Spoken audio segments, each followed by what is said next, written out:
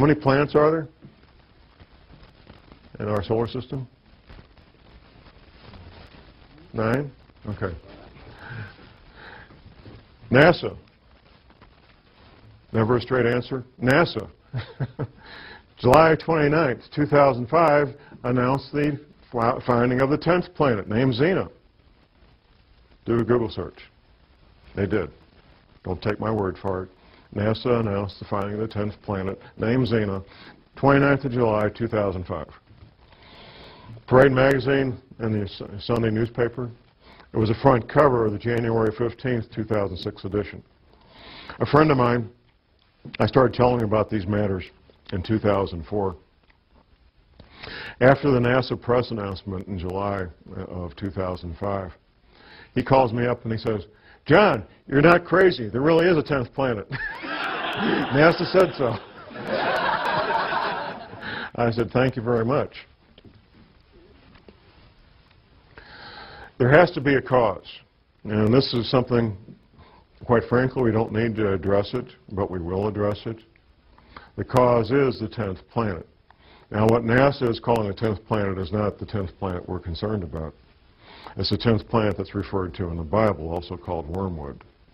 The closer you are to the current equator, whatever that might be, the better off you are when these things happen, if there's a pole shift, because your climate's not going to change all that much. If you're in Miami, Florida, and we have a 20-degree pole shift, you're not going to end up with a really, really bad winter. You're going to have a mild winter. But if you're in Maine and you got a 20-degree pole shift, you could end up with the weather of Siberia real easy. And when this 10th planet comes through our solar system every 3,600 years, it just causes severe problems on our planet. Interacting with the Earth electrically and with gravity both. The back of your paper, no need for panic, there is a number of books cited that you can get from the library or purchase from different authors that talk in great detail about these planetary matters. Professor James McCanney, who is a credentialed scientist, has written a number of books on this. He's a real astrophysical scientist, and he knows about this stuff. I'm a private detective and a researcher. I'm not a scientist. But I can tell you what the scientists say, because I've read their books. And I can tell you what Dr. Velikovsky said, because I've read his books. And I can tell you what the Bible says, because I've read the Bible. And all these things are true, and all these things are in the process of happening right now.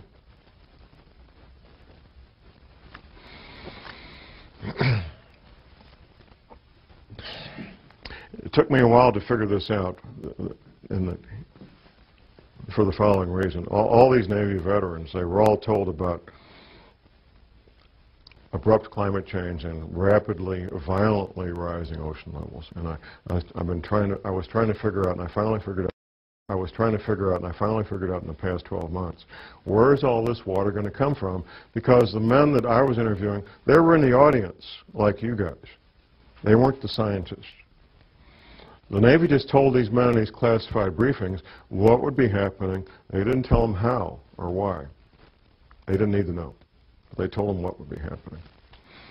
They told them that these oceans would become violent and have massive, violent tidal waves that would wipe out all areas near the coast. Up until last year, I was thinking, oh, melting ice at Antarctica, melting ice at Greenland. But how could it melt that fast? Well, it can't melt that fast, even with what we're going through. It turns out the answer was right in front of me all the time. There's a quote from Velikovsky that I'll be reading here in a moment when we get to it. It turns out that the knowledge is something all oceanographers know, and a lot of people in geology departments in every university knows. There is a bulge of water at the equator. Now we're talking about sea level here. Sea level is measured at Cornwall, England. It's a couple hundred years ago, England was kind of running things when it came to oceans, and they got to pick where to measure sea level, and they measured it at they got a big rock. There's a line there. That's sea level. It turns out that sea level varies as much as 494 feet up and down from that rock in Cornwall, England. Now that's like a 50-story building. I mean, it's a lot of water. And there's a bulge of literally millions of cubic miles, 1 mile by 1 mile by 1 mile, cubic miles. Millions of cubic miles of water bulge at the equator of this planet. It wasn't common knowledge for John Moore, I found out. It's not common knowledge for most people. It's held in place by two things, the rotation of the Earth and gravity.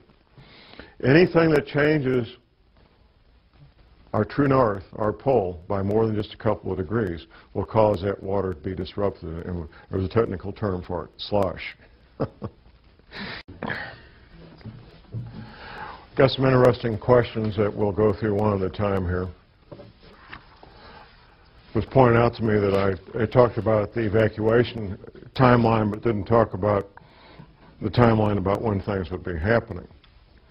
The original evacuation timeline was to be complete December 2010. Now, when you're moving literally tens of thousands of people, their spouses, their children, their pets, their household items, it's no small thing. It's a massive logistical problem. And one of the problems the government has is that this object, this 10th planet, has been acting like a comet, and it's coming up from the south, which is why we can't see it. It's coming up from the southern hemisphere, from the South Pole. It's been speeding up and slowing down. That's what a comet does. When it gets a tail and starts interacting electrically with our sun, it starts speeding up and slowing down.